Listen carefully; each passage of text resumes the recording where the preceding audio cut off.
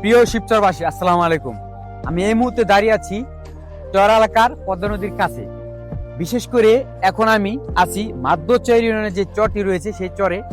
এটা হলো মাঝের চর, যে মাঝখানে আমরা চর বলি সেটা। আসলে এটাও একটা সাবেক ছিল এই চরটি।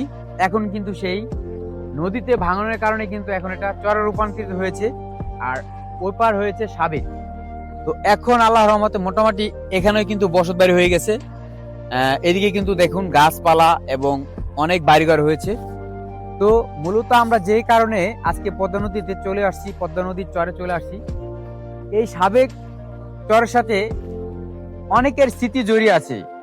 যারা আমাদের এই চরে যাদের বাড়ি ছিল, এখন অনেকেই মুরব্বীরা দুনিয়া থেকে চলে নিয়েছে, আল্লাহ পাক তাদের জান্নাত দান করুক। নতুন প্রজন্ম যারা আসছে তারা কিন্তু জানবই না যে কোথায় কার বাড়ি ছিল, কোথায় চর ছিল। তো এই সেই চর, যেই চরে একসময় সাবেক বাড়িঘর ছিল এবং বড় বড় বিল্ডিং ছিল। সেই নদীতে ভাঙার কারণে আজকে সে চরে রূপান্তরিত হয়েছে। আর দেখতে পাচ্ছেন যে ওই পাশে কিন্তু এখন সাবেক বাড়িঘর হয়েছে।